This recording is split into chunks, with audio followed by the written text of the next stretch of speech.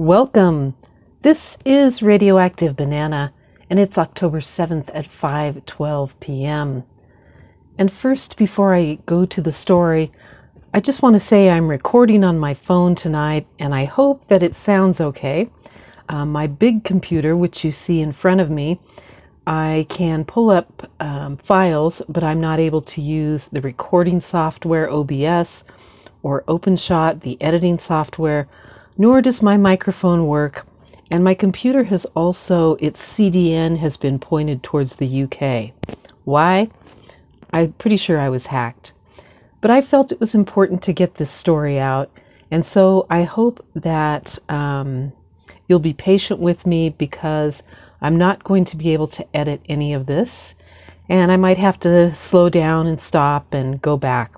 So please be patient. This is a story of the United States, Saudi Arabia, Vladimir Putin and Russia, and the U.S. oil corporations. Now, recently I've been reading the book, The New Confessions of an Economic Hitman, and it just happened to be that when I got to the chapter on Saudi Arabia, then we saw in the news that Saudi Arabia was going to be holding back 2.5 million barrels of oil. And what I found in this book, The New Confessions of an Economic Hitman, was that there are these men called economic hitmen. And for example, with Saudi Arabia, in the 1970s, I believe, the economic hitman would draw up a complete plan for modernization of Saudi Arabia. And then they would try to sell it to Saudi Arabia and get them hooked into a World Bank loan, which would really end up controlling the country, and it would bring in lots of U.S. corporations, which would also aid in controlling the country. And so with Saudi Arabia, John Perkins actually went into Saudi Arabia and helped convince a king through giving him blonde-headed girlfriends. Oh, excuse me, not a king, a prince. By giving him blonde-headed girlfriends, that they needed to, do this modernization act. At the time, Saudi Arabia had goats in the streets eating the garbage because they didn't believe their people should be touching it. And so John Perkins devised this plan to build oil refineries, to make products and build facilities for plastics from oil or make products from oil. They were going to modernize agriculture, build airports, their ports, new buildings, and help them and bring them also the garbage trucks so that there wasn't garbage in the street. And they'd be putting up, new transmission lines, building highways, putting in the total infrastructure for Saudi Arabia. But these corporations really still own all these things. So you can see how corporations could control a country. And anyway, the long story short is U.S. oil corporations, the Rockefeller oil corporations, own Saudi Arabian oil. All right, so Saudi Arabia is saying they're taking 2.5 million barrels off the market, but the Rockefellers really own the Saudi Arabian oil, and so a U.S. corporation, corporation is actually hurting the United States. So there's a lot to this story, and we're going to talk about Venezuela, but let's first look at the material. This is by Daily Costs, and it is Wednesday, October 5th, 2022. And it says, OPEC announces a 2 million barrel a day cut in oil production. This is a major attack and reprisal from Russia, backed by Saudi Arabia on the West from OPEC. So this is an attack from Russia, backed by Saudi Arabia on the West from OPEC. So U.S. corporations, the Rockefeller corporations working with Russia and Saudi Arabia are attacking the United States by reducing the millions of oil barrels a day. And so you can see this is really a part of the Rockefellers controlling the world oil. And it's not just the Rockefellers, they have a massive group of corporations underneath them in a very large trust. And so I say the Rockefellers, but it's, they're the main owners, but there's other corporations in with them. So when we know from an economic hitman that the oil companies were made over in Saudi Arabia by the US, and now we hear that Saudi Arabia is intentionally playing with these barrels of oil and reducing them for the US and aiding Russia, then this is an attack on the United States. Let's go to the next article. This is from RT, October 7th. Saudi Arabia hikes oil prices for the US, Bloomberg. I'll read a little bit of it, and let me make sure I'm showing you the pictures and the full title. I do have my phone on a stand this time, so it won't be so shaky. And it says state-controlled Saudi Aramco has raised its November official selling price for crude oil shipped to the U.S. by 20 cents, while keeping the prices for Asia, its key market, largely unchanged from October, Bloomberg reported. Meanwhile, the rates for Northwest Europe and the Mediterranean regions were lowered.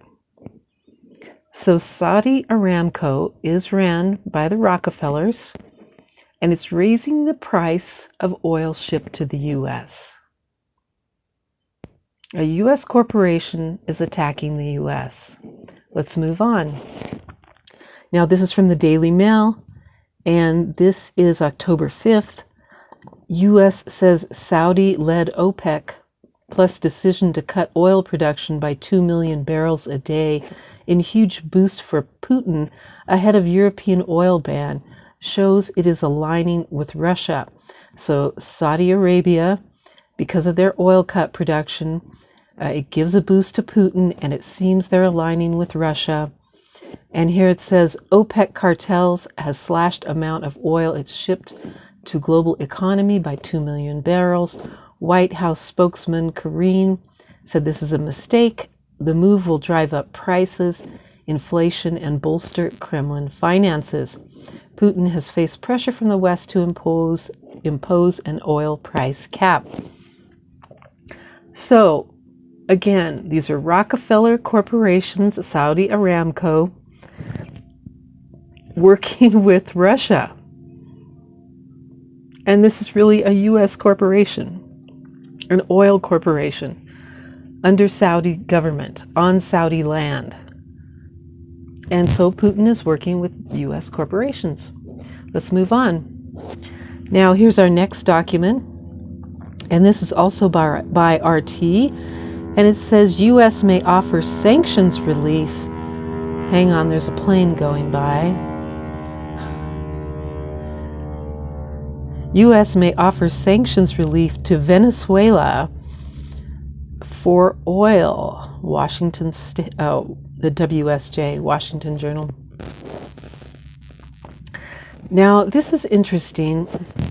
It says Washington is preparing to partially ease sanctions to Venezuela in hopes of securing permission for U.S. multinational energy corporation Chevron to resume pumping oil in the South American country, the Wall Street Journal reported on Wednesday. Now, so we're going to be moving, from Saudi Arabia to Venezuela. And Biden had said that he's going to be going to Venezuela to ask for oil. And so this is really interesting if you know the story of Venezuela. But my first question was, before we get further into Venezuela, is who owns the oil in Venezuela? And that would be the Caribbean Petroleum Company. And it is in, let me show you that. It is in Puerto Rico. And it goes under the Gulf brand name. And I thought, well, I should find out more. I've heard of Gulf brand. Obviously, they've been around for years. So the Caribbean Petroleum Company is using the Gulf brand name. And when we go to Gulf Oil, we find they were started in 1901 and went to 1985. In 1985, Standard Oil of California, or SoCal, bought Gulf Oil. And of course, you should know that Standard Oil is a Rockefeller corporation. So a Rockefeller corporation really runs the Caribbean Petroleum Corporation out of Venezuela. All right, now the Gulf brand name, they had rebranded it once they sold it to Standard Oil, and they rebranded it as Chevron, okay? But in other countries, there are still Gulf oil companies, and the main Gulf oil company still exists within the United States, but just holding all the patents. But they have different franchises, you could say, around the world. Different countries have partial ownership in the oil, on their land, maybe some countries. All right, so here we have that Gulf Oil has been rebranded as Chevron, and that the Gulf brand that brand name was being used by the Caribbean Petroleum Corporation out of Venezuela. All right, now we're going to go back to February 16th of 2022. Venezuela's leaders pledge military cooperation with Russia. This is from the AP News. And we have Caracas, Venezuela. Venezuelan President Nicolas Maduro pledged a powerful military cooperation with Russia following high-level discussions between officials Wednesday, a day after diplomats from the U.S. and several other nations gathered to discuss steps towards a negotiated solution to the South American country's protracted crisis. All right. Now, you may or may not remember in 2019, which we'll go over in a minute, the attempted overthrow of Venezuela by the U.S. It said, but down here I wanted to note that Russia previously helped Venezuela design a cryptocurrency and briefly dispatched a pair of its nuclear-capable Tu-160 bombers in 2018. It also provided coronavirus vaccines, for which Maduro expressed his gratitude Wednesday. So here you can see that Russia is a part of the New World Order. They have provided Venezuela with cryptocurrency, nuclear-capable bombs, and the coronavirus vaccine. So do you think that Russia is really, against the New World Order? Because Putin's speeches all suggest that he is against the New World Order. He is not. He is lying, just like all the New World Order people do.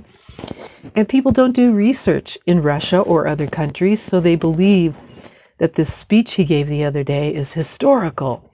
No, it's full of shit. It's bullshit. This is a game you're seeing. This is a play, a stage play. And Russia has its part. Ukraine has its part. All these countries have their parts, and they step in and do their parts. And people of the world are not understanding that everybody is really against us. Okay? So anyway, here we see that Venezuela is working with Russia. Now, in March of 2022, U.S. officials traveled to Venezuela, a Russian ally, as the West isolates Putin. Yes, the West was isolating Putin. So these senior officials went to Caracas to try and talk to them about becoming friends again with the United States. And it says the United States broke off diplomatic relations with Maduro and closed its embassy in Caracas in 2019 after accusing the authoritarian leader of electoral fraud. The Trump administration then tried to topple Maduro's government by sanctioning Venezuelan oil exports and the country's senior officials, and by recognizing the opposition leader Juan Guaido as Venezuela's lawful president. Yes, in some of my videos on this overthrow, you can hear my dog now, you can see that the CIA was caught with all kinds of weapons trying to come into Venezuela. Now, you should know this: the CIA is controlled by the president, the vice president, the Secretary of State, and the Secretary of Defense. So they're not under the DOD, they're not under, anywhere else. The Congress has no control over them.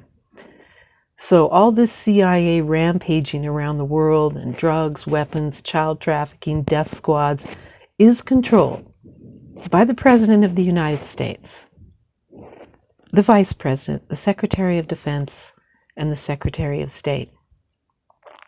All right? Just wanted to add that in here. So they tried to overthrow Venezuela. Maduro responded to the sanctions by seeking economic and diplomatic help from Russia, as well as from Iran and China. Russian energy companies and banks have been instrumental in allowing Venezuela to continue exporting oil, the country's biggest source of foreign currency, despite the sanctions, according to U.S. officials. So, because of this attempted overthrow, Venezuela brought in Russia, also worked with Iran and China, and they continued exporting the Rockefeller Venezuelan oil.